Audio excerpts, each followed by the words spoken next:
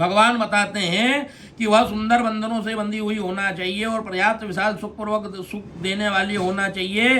सैया के आसपास जो है चारों ओर छाता, चांदी का दिवालय, चंवर, आसन, पात्र, झारी, गड़वा, दर्पण, 5 रंग का चदवा, शयनोपकारी तथा सामग्री यो का यथास्थान स्थापित करना चाहिए। जैसा हम सोते हैं और हमारे सोने के बाद में हमारे पास में जितने जितने सामग्री रखी होती है, पानी का लोटा, लाइट का बल्ब, पंखा, ये सारी व्यवस्थाएं जिस प्रकार हम ओढ़ने का, मच्छरदानी, ये सारी व्यवस्था हमारे उसमें होना चाहिए। उस सैया के ऊपर सभी प्रकार के आभूषण, आयुध और वस्त्र युक्त स्वर्ण के भगवान श्री लक्ष्मी नारायण की मूर्ति का स्थापन करना चाहिए। यदि सौभाग्यवती स्त्री की मृत्यु हुई हो तो 16 श्रृंगार की सामग्रियों के साथ में एक सुंदर वेश भी वहां पर भेंट करना चाहिए। तदनंतर सपत्नीक ब्राह्मण को गंध पुष्पादि के साथ में अलंकृत करके ब्राह्मण को करना, भरण, अंगूठी, सोने के कंठ सूत्र आदि विभूषित करना चाहिए और उसके बाद में ब्राह्मण को साफा, दुपट्टा, कुर्ता पहनाकर भगवान श्री लक्ष्मी नारायण के आगे सुपूर्वक बिठाना चाहिए। कुमकुम, पुष्पमाला आदि से भगवान लक्ष्मी नारायण का पूजन करना चाहिए, सैया का पूजन करना चाहिए। उसके बाद में लोकपाल, नवग्रह देवी और विनायक का पूजन कर कर उत्तराभिमुख होकर, उत्तर की तरफ मुख कर कर जो है अंजलि में पुष्प लेकर ब्राह्मण के सामने खड़े होकर यह मंत्र का निवेदन करना चाहिए कि हे कृष्ण, जैसे शिव सागर में आपकी सैया है वैसे ही जन्म जन्मांतर तक मेरी सैया सुनी ना हो। इस प्रकार की प्रार्थना कर कर विप्र को भगवान लक्ष्मी नारायण को वो हाथ की पुष्प जो है चढ़ाकर पुष्पांजलि समर्पित करना चाहिए और सभी सामग्री और के साथ में व्रतोपदेशक ब्रह्मवादी गुरु को सैया का दान देना चाहिए और कहना चाहिए कि सैया को ग्रहण करें। को दधात, इस प्रकार का मंत्र कहते हुए उसको ब्राह्मण उस देव को ग्रहण करे। इसके बाद सैया पर स्थित ब्राह्मण लक्ष्मी नारायण भगवान की प्रतिमा को हिलाना चाहिए, फिर उसकी प्रदक्षिणा करना चाहिए और प्रणाम करके सैया को विसर्जित कर देना चाहिए और उसके बाद ही आगे का कर्म करना चाहिए। पर्याप्त वैभव हो तो धन संपत्ति के साथ में सैया के साथ में सुखपूर्वक शयन करने के लिए सभी प्रकार के उपकरणों के साथ अत्यंत सुंदर घर का भी दान करना चाहिए। जो जीवित अवस्था में अपने हाथ से सैया दान करता है उसे जीते जी ही पर्व काल में अर्थात उसी वर्ष के अंदर अंदर जो है वृषोत्सर्ग भी कर देना चाहिए। जैसे बहुत सारी गाय एक ब्राह्मण को नहीं देना चाहिए, उसी प्रकार ज़्यादा सैया दान भी देना हो तो भी एक ब्राह्मण को नहीं देना चाहिए। एक सैया एक ही ब्राह्मण को देना चाहिए, बहुत सही ब्राह्मणों को एकाधी सैया कदापि नहीं देना चाहिए, क्योंकि सैया भी बाटी और बेची जाती है तो वह दाता और का जो है अद्य बदन का कारण बनती है। भगवान बताते हैं कि सत्पात्र को सैया दान करने के वांछित फल की प्राप्ति होती है तथा पिता और दान देने वाले पुत्र दोनों ही इस लोक और परलोक में मुदित अर्थात सुखी होते हैं। सैया दान के प्रताप से दाता दिव्य लोकों में सूर्य के पुत्र यम के लोक में पहुंचता है, इसमें संशय नहीं है। किंतु श्रेष्ठ विमान में बैठकर अप्सराओं से सेवित दाता प्रलय पर्यंत आतंक रहित होकर यमलोक से स्वर्गलोक को जाता है।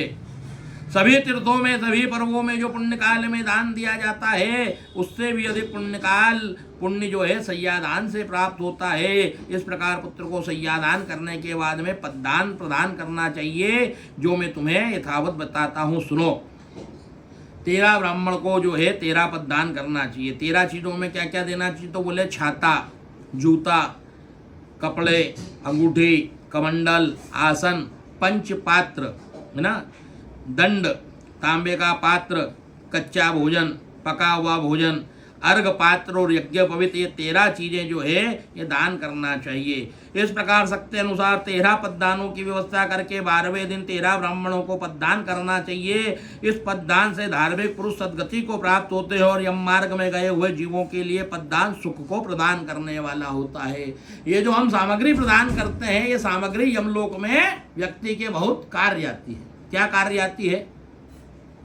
भगवान कहते हैं जो हम जूता दान करते हैं, चप्पल जो दान करते हैं, वो जूते और चप्पल के दान करने से हमें वहां पर जो है घोड़े पर बैठकर यात्रा कराई जाती है। नंगे पैर नहीं चलना पड़ता, बालू रेती पर नहीं चलना पड़ता है। यमलोक के ऊपर जो है कटका किरण यमलोक मार्ग में अश्व पर चढ़ा कर ले जाया जाता हैगा और वहाँ पर जो ठंड पड़ती है, गर्मी पड़ती है, बरसात पड़ती है, उससे बचने के लिए जो है हम कपड़े का जो दान करते हैं, ये कपड़े हमारी वहाँ पर उस गर्मी से, ठंड से, बरसात से रक्षा करते हैं।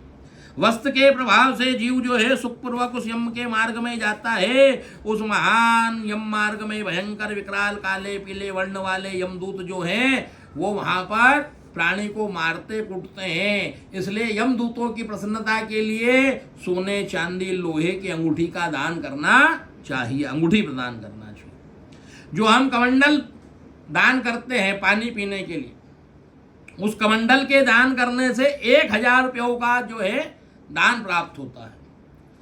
उस रास्ते में जहाँ जहाँ पर हमें पानी पीने की आवश्यकता लगेगी, उस कमंडल के दान करने से हमें जो है जगह जगह अगर प्यास लगने पर पानी की प्राप्तता होगी।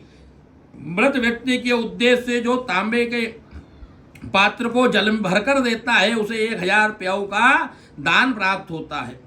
ब्राह्मण को सम्यक रूप से आसन भोजन देने से यम मार्ग में चलता हुआ जीव धीरे धीरे पाथेय अर्थात भोज्य पदार्थों का उपभोग करता है। जो भोजन कराते हैं हम ब्राह्मणों को, जो पक्का और कच्चा अनाज दान करते हैं, ये रास्ते में जब जब भोग लगती है तब तब हमें प्राप्त होता हैगा।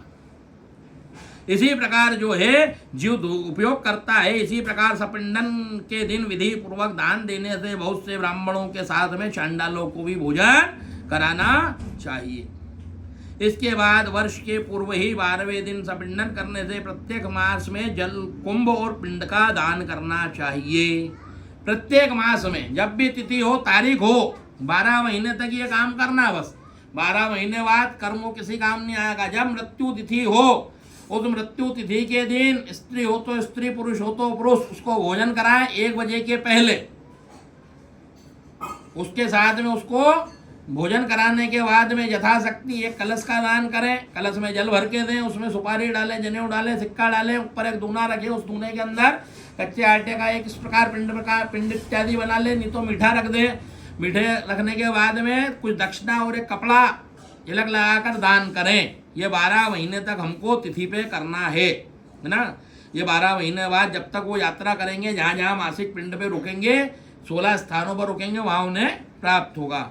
इस प्रकार एक खग प्रेत कार्य को छोड़कर अन्य किसी कर्म का पुनः अनुष्ठान नहीं किया जाता है, किंतु प्रेत के अक्षय तप्ते के लिए पुनः पुनः पिंडादि दान करना चाहिए। ये 12 महीने तक यहाँ पर ये सारा कर्म होता है। प्रेत के लिए निमित्त यहीं पे कर्म होते हैं, इसके बाद में उनके निमित्त कोई कर्म नहीं होते। फिर वो पितृ की पंक्ति में सम्मिलित हो जाते हैं, और जब पितरों की पंक्ति में सम्मिलित हो जाते हैं तो पितरों की पंक्ति के लिए तर्पण और त्रिपिंडी श्राद्ध का सदैव कर सकते हो। भगवान बताते हैं कि अब जो पाक्षिक श्राद्ध जाता है वो कौन से दिन आता है, तो बोले 20वें दिन आता हैगा।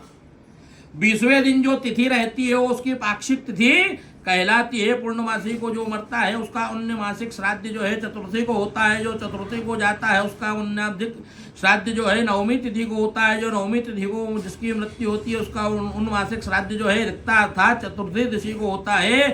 इस प्रकार पाक्षिक श्राद्ध 20वें दिन करना चाहिए। यदि 1 महीने में 2 संक्रांतियां हो, अर्थात मल मास आ जाए, अधिक मास आ जाता है ना, तो जब अधिक मास आता हैगा तो अधिक मास में यदि कोई कृष्ण पक्ष में शांत हुआ है तो कृष्ण पक्ष के पहले के 15 दिनों में ही कार्य कर लेना चाहिए, बीच के महीने में काम नहीं करना चाहिए। और यदि कोई शुक्ल पक्ष में शांत हुआ हो तो अधिक मास के समाप्त हो जाने पर जो शुक्ल पक्ष लगता है उस शुक्ल पक्ष में ही उनका कार्य करना चाहिए। यदि